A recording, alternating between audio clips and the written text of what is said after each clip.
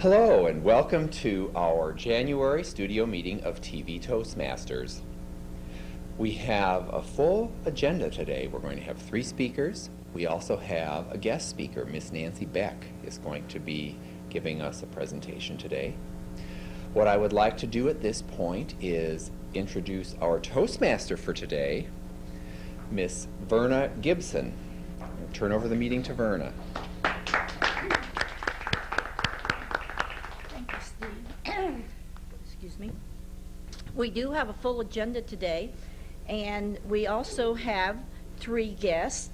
Jianhua has been here before, and we're hoping she's going to be a member soon, but she is giving a speech today. We have another guest who's getting ready to join, Kristen Wright. This is her first time here today. You'll see her a little bit later.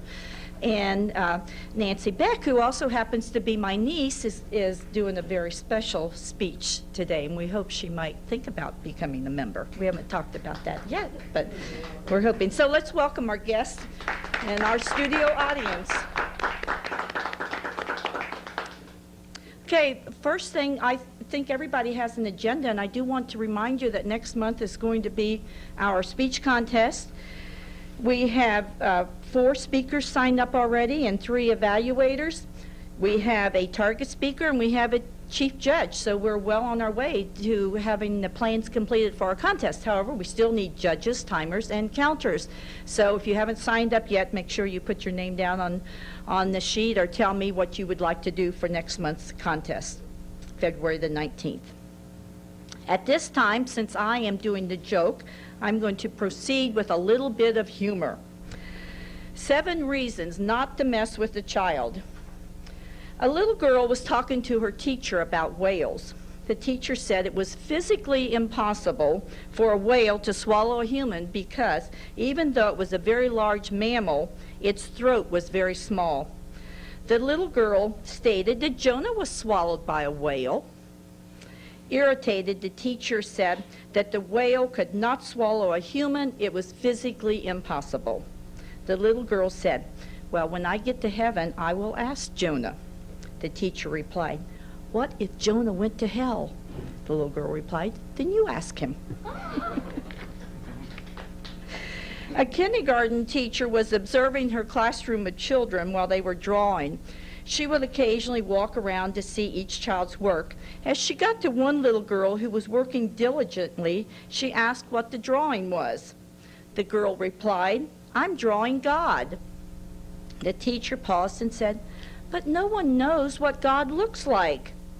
Without missing a beat or looking up from her drawing, the girl replied, "They will in a minute." And I think we will end our humor with that.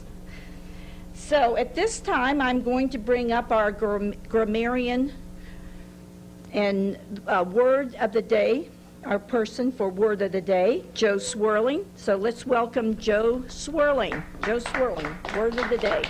Thank you, Madam Toastmaster. As grammarian, I will be taking notes and at the end of the meeting giving a report on uses of ahs and ums, inappropriate, or where pauses are used appropriately in place of an ah or an making suggestions for positive improvement, pointing out any grammatical areas for improvement, and those that have already demonstrated interesting grammatical usage. Additionally, we have 2 words of the day which we will try to use in our speeches, table topics, evaluations at any point. And I have chosen 2 words, futility and utility. The reason for this was I spent all week battling with Cincinnati Bell on the portability of my cell phone number. They moved my number to my new cell phone with Cincinnati Bell from Sprint. Unfortunately, they moved the wrong number. Then they couldn't figure out how to move it back and get the right number. So they even had my home phone number messed up all week. And I thought it interesting that the words futility and utility are so similar Now, by definition, there's no direct connection, but there sure seems to be in the way utilities operate. A utility is a government-regulated public service. I used to be a government regulator myself of savings and loans, but the public service they have to offer varies with the wind, storms, overloaded customer service representatives. They never tell you they never have enough people available. They just say they have a high demand. The high demand runs 24 hours a day. So utility, and besides the public utility, it means serviceability, adequacy, practicality, productiveness. Again, as far as the utility is concerned, sometimes they are and sometimes they aren't.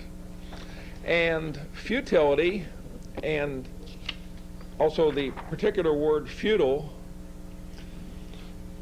hopeless, unavailing, unsuccessful, useless, vain, desperate. And that's the way the customers of utilities feel when they're being disserviced by a public utility sometimes. So I encourage everyone to try to use the words futile, futility, or utility in their presentations. And I will hold this up so the speaker can see this as they're giving their presentations today. Madam Toastmaster. Thank you. Thank you, Joe. Futility, utility. Yes. I can imagine trying to work something out with the phone company could seem very futile at times.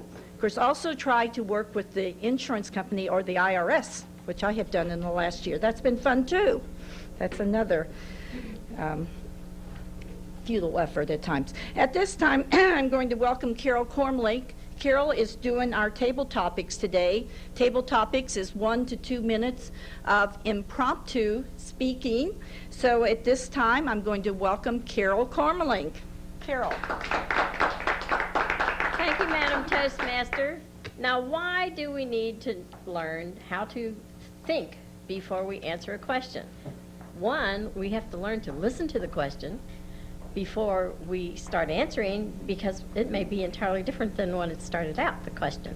And the second thing is that keeps us from stuttering because we have time here to learn. We experienced how to do that. My questions today, because this is the new year, is about resolutions. Now in table topics, you have the opportunity to tell the truth, make up some wild story, or not even answer that question and use it to trigger the answer to another question. My questions today are going to be a little more serious. The other night at a meeting, they asked rhetorical questions. For instance, why do they have Braille on the ATM machines at the drive-in windows? But today, our questions are going to be about resolutions. 97% of the resolutions that are made are not kept. So why do people make resolutions? And my first person today will be Kristen Wright. Kristen.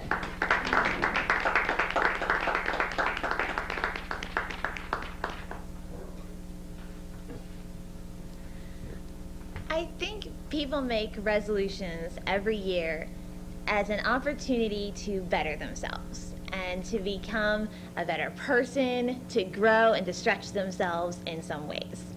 Even though, as I understand from Carol, people don't always keep their resolutions, in fact, frequently don't keep them.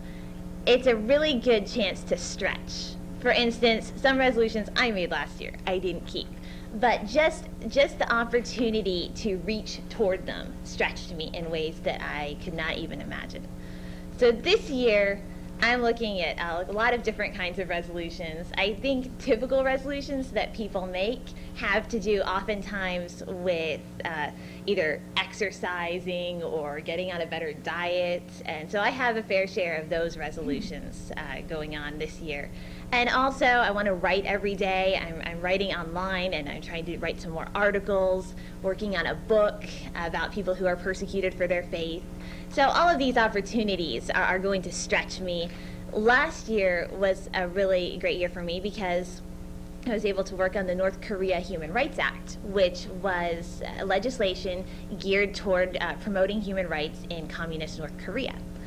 All through last year, I could never have guessed that it would actually get passed overwhelmingly by both the House and the Senate, but it did. So that was something that it was a huge victory. It was something I worked toward. A lot of other people worked toward as well, and it was successfully passed. So resolutions can be a terrific thing, even though you don't quite measure up to them some of the time. They can be an excellent opportunity to stretch yourself. Thank you, Kristen. That was great. One of the other resolutions, and I hope I'm not getting into Rick's speech, but I had decided that I was going to start walking the mall, and I haven't done that. So,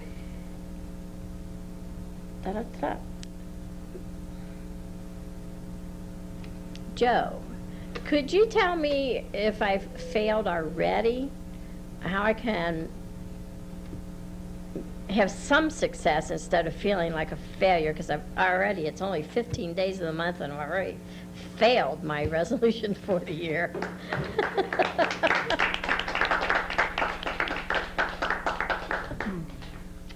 Toastmaster.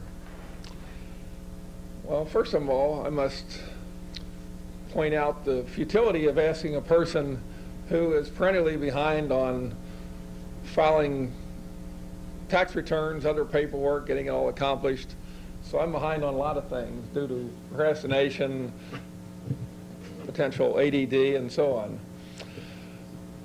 Nevertheless, my philosophy over the years in the status of having so many things backlogged that I don't accomplish is that if I keep going to Toastmasters meetings, it takes my mind off those items.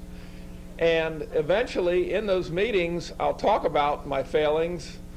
It'll re-motivate myself to perform those things that I've been wanting to do. Fitness and losing weight is another area that I've been wanting to work toward. Being better organized, better communicator, and a lot of those things you learn directly in Toastmasters by doing them yourself, the practice, by observing others. Kristen did very excellent, I think, on her Tabletopics, and learning from each other as we do these mini speeches, which is what Tabletopics are, and doing the regular speeches. So maximize Toastmasters. It takes your mind off of what you haven't accomplished, and it motivates you to start again on what you want to do. Madam Topic Master. Thank you, Joe. Being a procrastinator, I know about that. So you're saying I'm just procrastinating eventually, and maybe after I hear Rick's speech today, I will be ready to do something about that. Madam Toastmaster. Thank you, Carol. Thank you. Great table topics.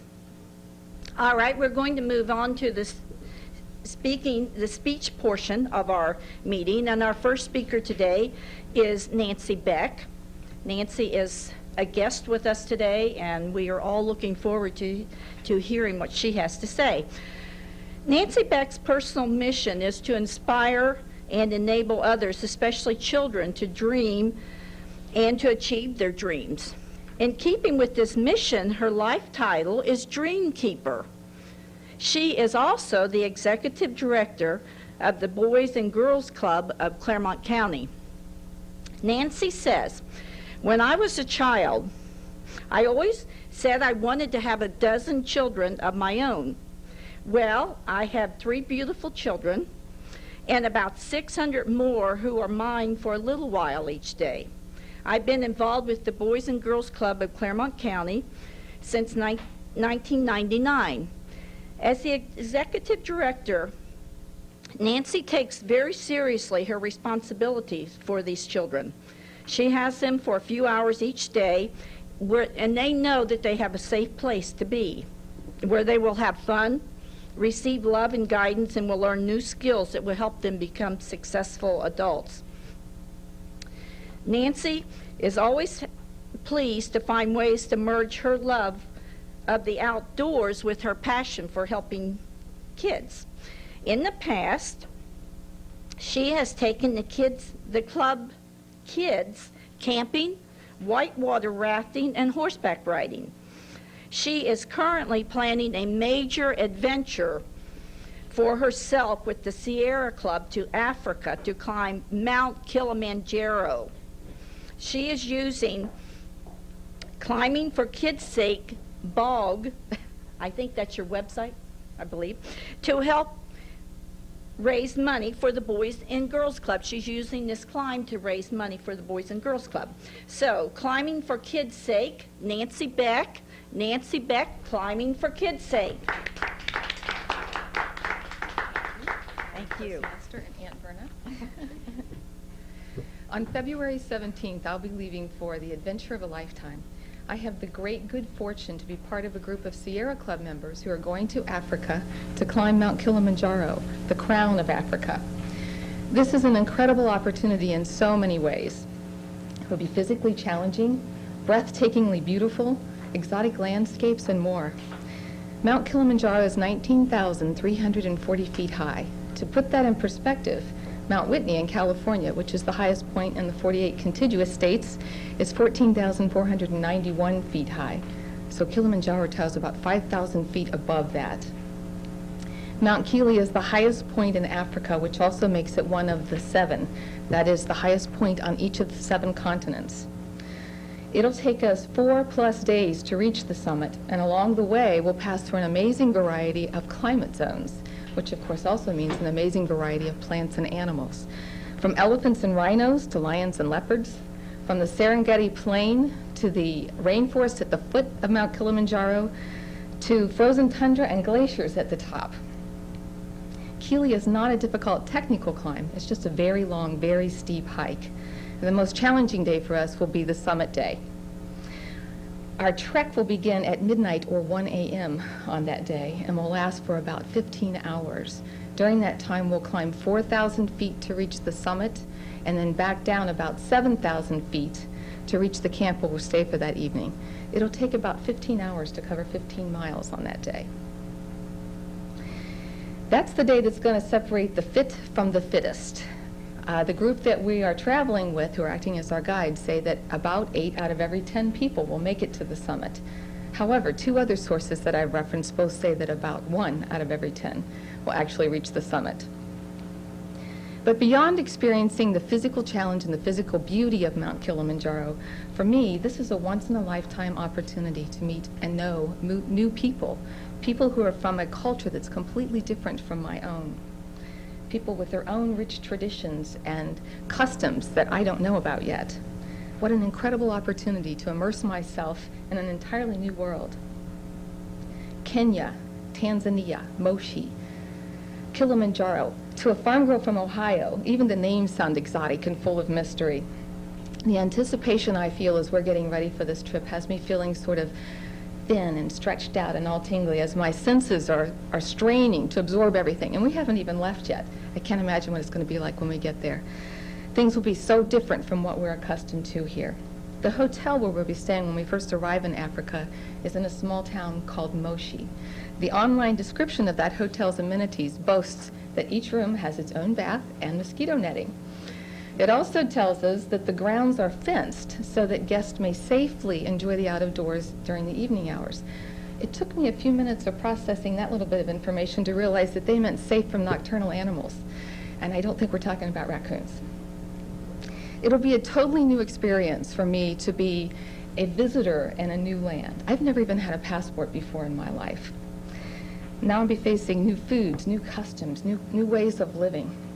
The Lonely Planet Guidebook to East Africa has a whole section on society and conduct, and it cautions us to act and dress modestly, to show no signs of affection, not even hand-holding in public.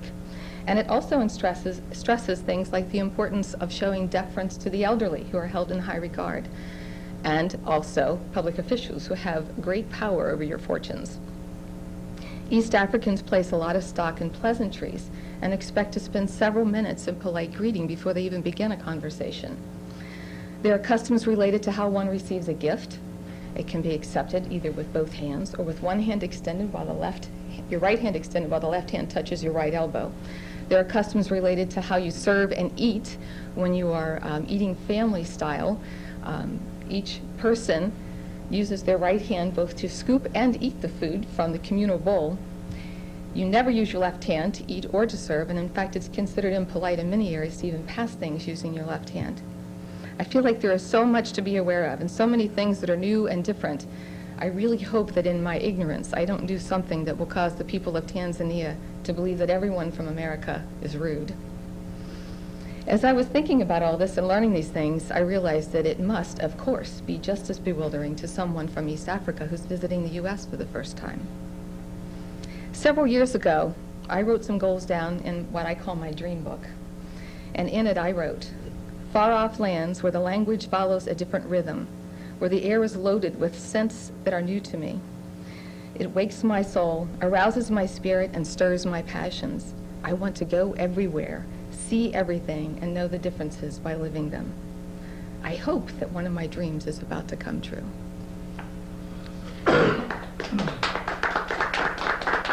I have, with your permission, just a little add-on. You may be wondering what any of this has to do with kids.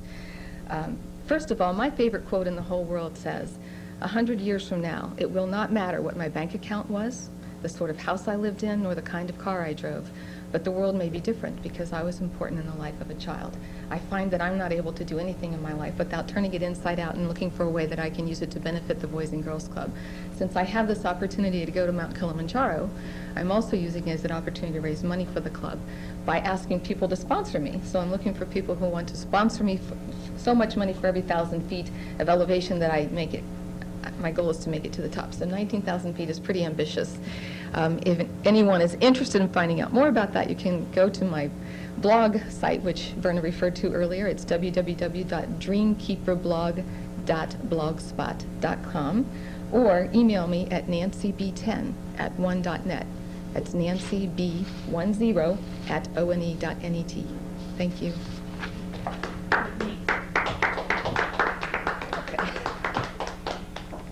Thank you, Nancy. That was absolutely terrific. And I do have an apology to make. I was supposed to be timing Nancy, and I got so interested in what she was saying, I forgot to time her. But you did a terrific job. And also, I want to mention that Nancy is going to come back in March and give us a follow-up and tell us about the trip. So I'm looking forward to that. So again, thank you, Nancy. It was terrific. Our next speaker is Rick Davis. Rick Davis is doing an editorial, and Joe Swirling will be evaluating Rick. So Joe, would you read the criteria for Rick's speech? Yes, Madam Toastmaster. Rick is giving speech number 1 from the Communicating on Television manual, which is one of the advanced manuals and is a specialty of our club. And the specific project is Straight Talk.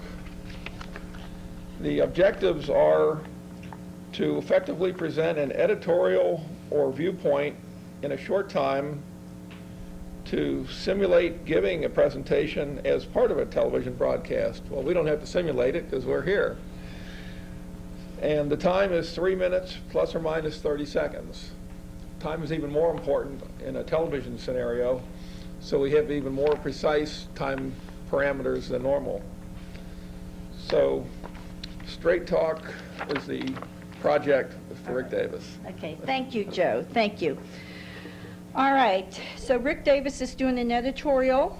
The title of his speech is Welcome to 2005. Welcome to 2005, Rick Davis.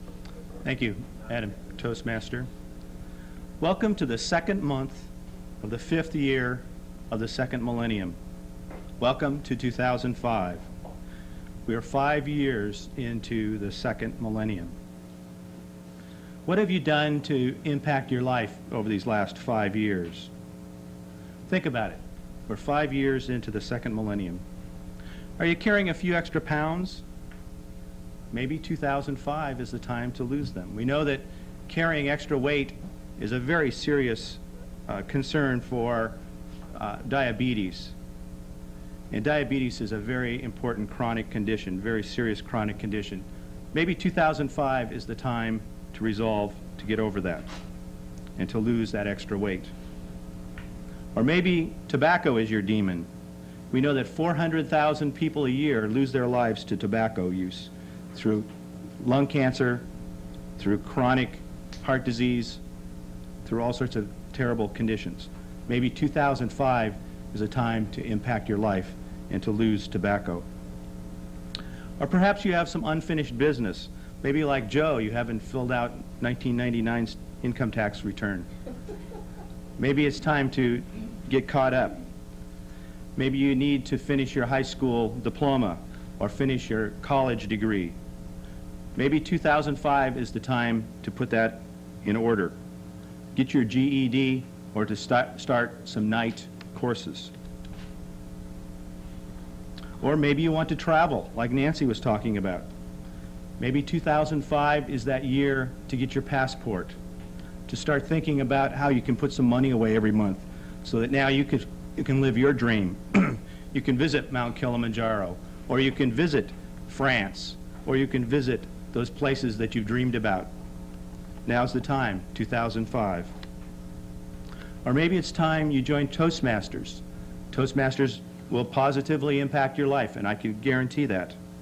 Maybe it's time to think about how Toastmasters will affect your career, how it will affect your individual life, your personal life.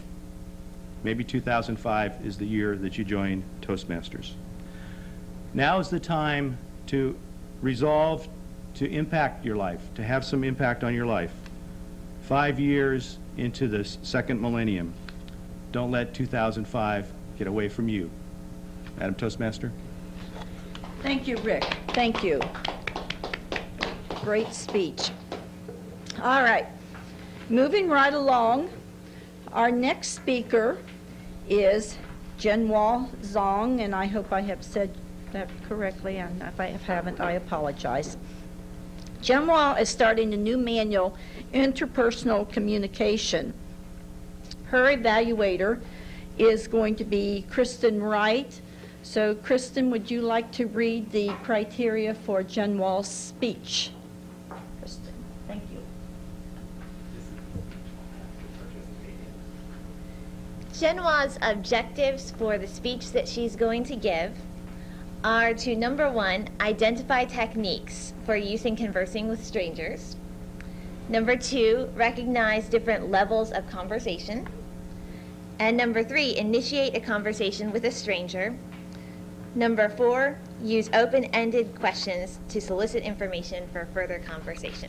Sounds very interesting to me. Thank you. Thank you, Kristen. Jianhua's speech will have 4 parts to it. This manual is particularly interesting and relevant to Jianhua for the reason that each day we interact with many people in a variety of conversational situations, and it takes a good conversationalist to win friends, influence people, create warm and fuzzy feelings, earn respect, and create camaraderie. This first speech will be striking a conversation with a stranger for the first time. Jianhua, conversing with ease, Jianhua.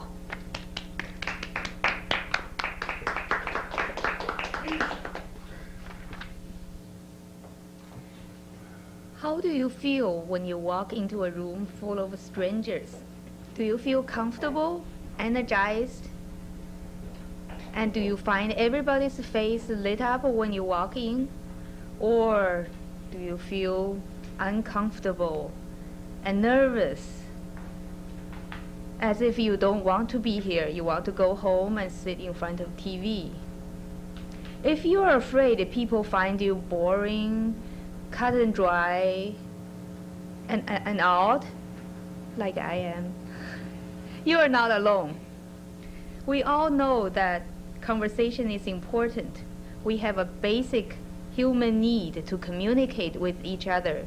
We are hungry for love, trust, and care. We also use conversation to enrich each other.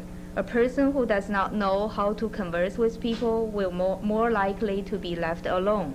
and you miss a lot of opportunity to gather information, support, and inspiration. Conversation is also fun. A story well told worth a million words. The right timing, right place, right occasion, and the right amount of winks and knuckles make a story fun and memorable. Who does not believe that a good laugh is therapeutic? Yet sometimes we have too much constraint for ourselves. We wonder if we would say anything embarrassing and interesting or wrong or offensive.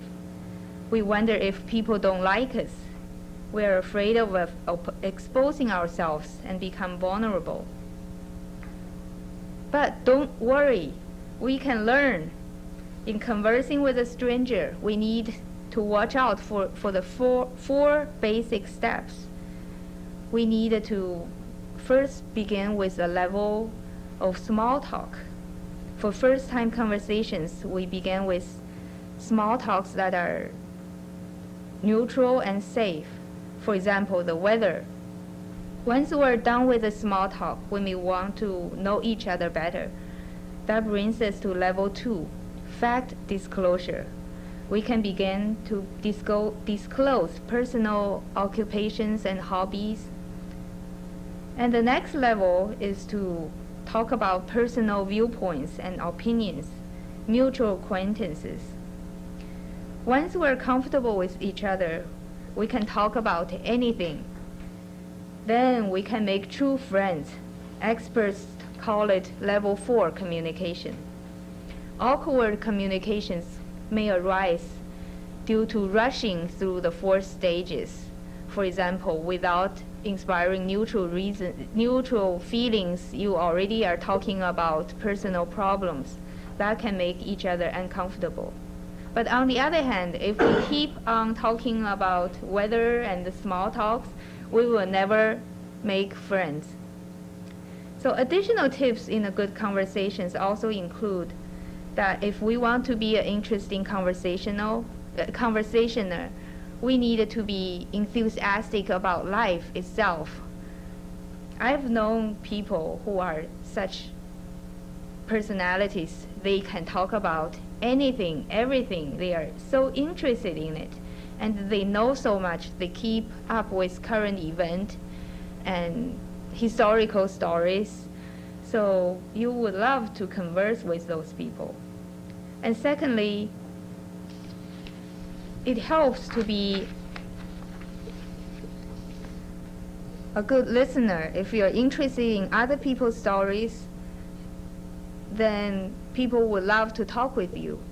And the technique involved is ask open questions. It helps to ask a question, the other person can give you a 2 minutes answer rather than yes or no. And another good tip is to pay appropriate compliment.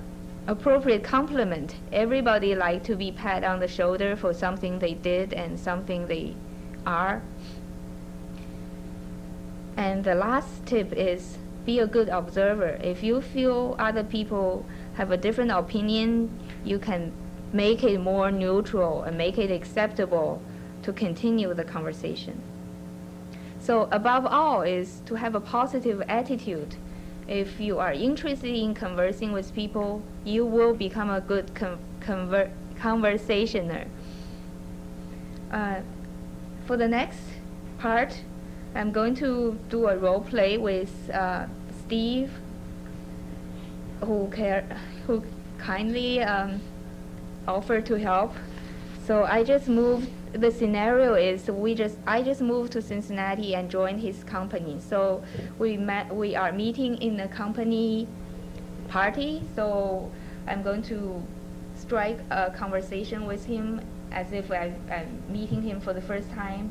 And then after the conversation, I would love to have audience critiques, what I did right or what I did wrong, and what Steve did right or wrong. Okay, Steve, I'm Jianhua. Nice to meet you. Nice to meet you, Jianhua. It's a nice party here, isn't it? Yeah, this is a real nice function. Mm-hmm. So you have parties all the time in the company? No, we don't have them too often. Once in a year, probably. Yeah, it's usually an annual event that they host, and it's quite a nice affair. I can see they have a nice collection of food. I like seafood. What do you like? Oh, seafood is fine. I'm one of those people who can eat most anything. Well, at least they made it so colorful and arranged so well, so it's a nice occasion to, and also for us to know each other. I just moved here, so I don't know anybody. Oh, okay. Well, welcome to our party, and welcome to town. Hope you're finding your adjustment here to be going fairly smoothly. So, how long have you been here in Cincinnati? Do you like it here? Well, I've been here 26 years. It took me a while to get to like it. Which part do you like and which part you don't like? Do you not like? Oh, well, one of the things that I think is really nice about Cincinnati is that it has a lot of variety as far as the city itself goes. You have areas with a lot of vegetation. You've got some real historic areas. You have some more modern areas with newer buildings. You've got arts. You've got education. I think those are some of the real pluses of the community. Yeah, I would love to join a Toastmasters club in here because I was previously in my previous town. I was in the club and totally enjoyed it. Do you know anything about it? Oh yes, I know a fair amount about Toastmasters, and I can help you find a club, or if you would like to visit several clubs. We have some very active Toastmaster groups in Cincinnati, and we actually have a variety of clubs that meet at different times. We have some advanced clubs, so I think we can find something that you'd be interested in. So how do you like the company? Which department are you in? I'm in one of the research departments. We are focusing on groups involved in energy research. That's nice. So do we have like cross-departmental meetings sometimes so we can know each other better? I work on research and development, so I work on how environmental agencies affect health and diseases. Okay. Well, we do have all hands meetings periodically, and we're both in the same building. I know that the group that's meeting here today is primarily people from the building that we're in, so I'll probably see you around in the hall. Are you upstairs or downstairs? I'm upstairs. Oh, okay. See, I'm on the lower floor. Oh, okay. But the cafeteria is a common area that both floors use, and I'd love to have you come down and see our office space and the kinds of things we do, because we're primarily field research. And you might find it interesting to learn about some of the things we do, where we take work that groups like yours do and go out and apply it. Great, great. Maybe we can have lunch sometime. Oh, that'd be fun. Nice meeting you. Thank you. Nice meeting you. Thanks. So now, should we start commenting on what we just did? Anybody has any? But thank you.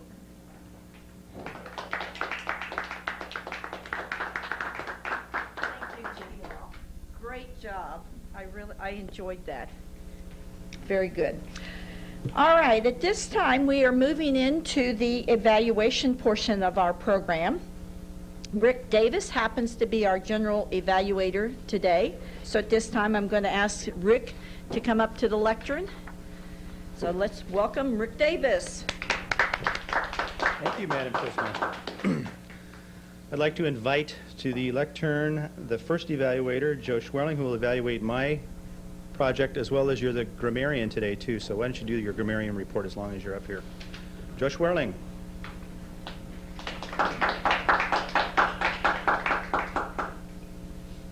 Thank you, Mr. General Evaluator and subject speaker. So I'll first get into my evaluation of Rick's presentation, the editorial, which is under the project Straight Talk in the Communicating on Television manual. Among the evaluation guideline that we have for each speech, and this one in particular,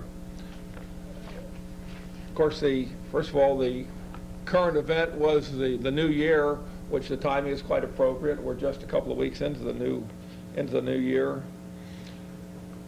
You had your content included positive suggestions on things that we could do in the coming year and things that we tend to overlook in prior years, and good use of humor and references back to remarks made by previous speakers on our current show.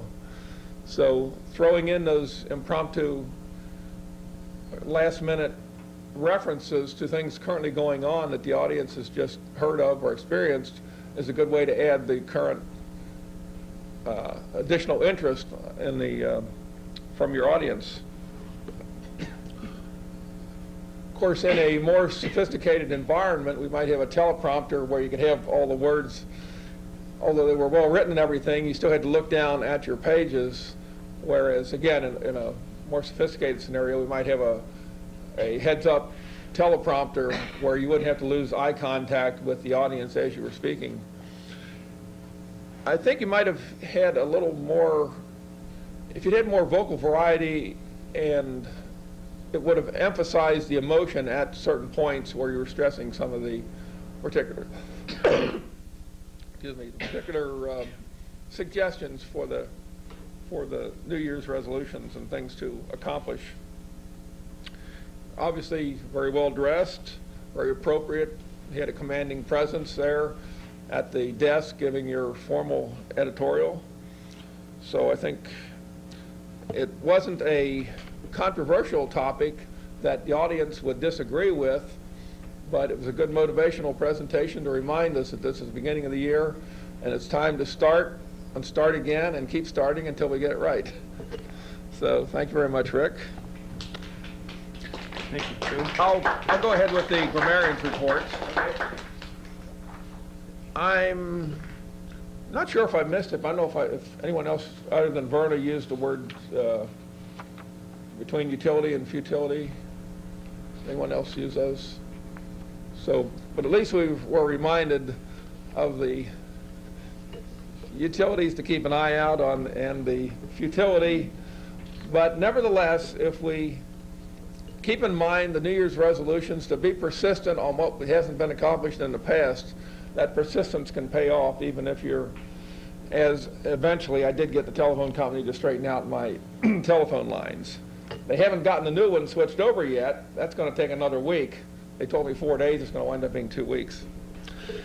As for ahs and ums, I didn't notice any significant use of those filler words. So that was very good on everyone's part.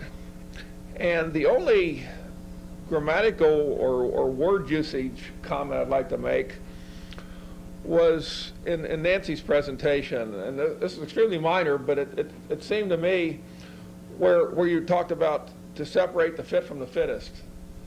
I don't know if it's just the way I think, but I'm inclined to think that the part of it you're trying to highlight should be the first thing. So if you're saying, I'd be inclined to reverse it and say separate the fittest who made it from the fit who didn't.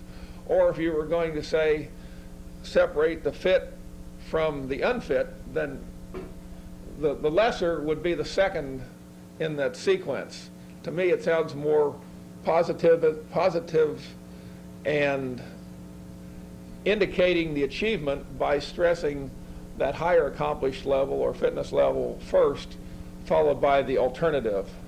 So that was the only minor thing that I could point out. And again, just even minor word shifts can make a dramatic impact, whether it's an editorial or a motivational speech about something that's been accomplished or about to be accomplished. So, and again, that's something else we learned on Toastmasters by listening and observing everyone else's presentations. That's your general evaluator. Thank you, Joe. Thank you very much, Joe. Our next evaluator is Kristen Wright, who is going to evaluate Jianhua's interpersonal communication project. Jianhua, You did an outstanding job. I really liked this speech, and I was really looking forward to hearing it because this is an area that a lot of people can identify with. A lot of us struggle when we're in a new environment, meeting new people, and I think you did an outstanding job of showing us ways that can improve our conversation skills. I did want to say you have a very good way of connecting with the audience, and I would identify that as one of your strongest points. You can really connect with people. When you're up here talking, your eyes and the way that you talk is just a very good way of getting people on your team in terms of, yes, I understand what she means. Yes, I've been in that position before. I liked the very creative, open questions that you used to kind of get Steve to talk. You did an excellent job with that. I really liked the question about food because I'm always thinking, if I'm at a party or something, I'm talking to someone and I'm trying to think of good questions about, just small talk to get started. And the weather is always the only thing that will ever come to my mind. So it was great to hear you say, well, this food is nice. I like seafood. What do you like? That was outstanding. I really liked that. And then I thought it was also good that you showed some curiosity. You were curious about what he had said. I think you picked up on one point where Steve mentioned something that he liked or didn't like. And you said, oh yes, well, what don't you like? Or what do you like about Cincinnati? And that really was what started him to talk. You're also very friendly. That helps to just a very good attitude. One area for improvement that I saw for the conversation was just a little bit more comfort or being a little bit more relaxed. There were still some points in the conversation where it was seemed a little bit awkward, and so they'd be standing there saying, well, this is nice, and so it would be good to try to look around and to keep whatever conversation, whatever he had started saying, to try to pick up on that and keep the ball rolling a little bit more. Again, a challenge for me, very much so. I thought you did an excellent job. And then drawing that out a little bit further, I thought it might be a good idea to find some more open-ended questions, to kind of have a little stash of them wherever you go, maybe. More ideas. I like skiing. What do you like to do? That's a very open-ended question because it shows you have an interest in sports of some sort, and it gives him the opportunity to say, well, I don't like skiing at all. I like doing this. And again, more open-ended. Another strong point, you were very real, very open. You admitted right off the bat, I have just come here, I don't have very many friends, I want to meet new people. And I think that's a good thing that kind of disarms the person that you're talking to. So again, excellent job, Jianhua. Thank you, Kristen. Our timer for today was Nancy Beck. Nancy, would you like to come up and tell us how we did on our time?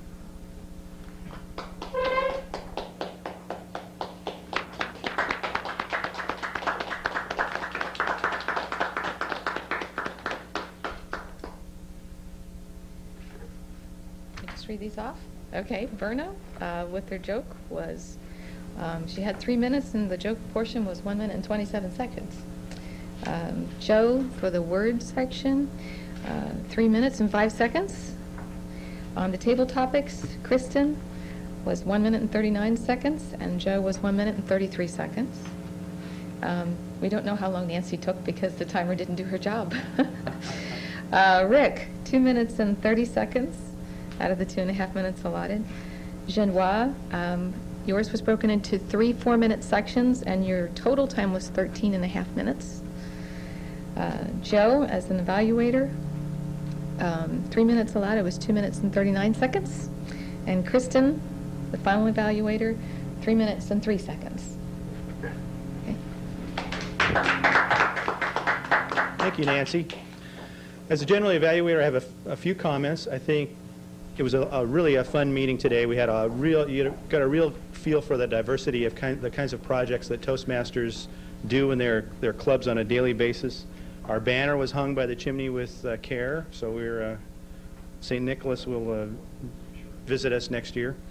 The only comment I have is that we got started a little bit late, and we really do need to get started on time because we do have a limited amount of time here that we can use the studio. So we really need to get started on time. We're going to end on time, and then we can, everything will fit together really well. I would like to invite back to the lectern our Toastmaster for today, Verna Gibson. Verna.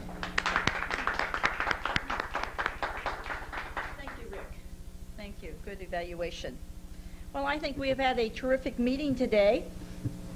That completes the speaking and evaluation portion of our program. So I'm just going to give you a quick reminder that next month will be our club contest. And if you haven't signed up yet, see me before you leave today so we can get you signed up. And at this time, I'm going to bring our president back, Steve Aaronholtz. Steve. Thank you, Verna. I wanted to second Rick's comments. I think we had a really good meeting today, and I hope that those of you watching in enjoyed this as well. I wanted to acknowledge our cameraman, Jerome Manigan, and our director, Nikki Bishop, who have helped make this possible. I also would like to invite any of you who would like to come and see TV Toastmasters, come to one of our meetings. We meet the first Monday of each month at Kenwood Good Shepherd Lutheran Church. We also meet the third Saturday of each month at the Anderson Union Township Community Television Studio. We start at 9 o'clock. As Rick pointed out, sometimes we have a bit of a delay, but we're working on it. With that, I would welcome you to join us again next month, and we will adjourn our meeting.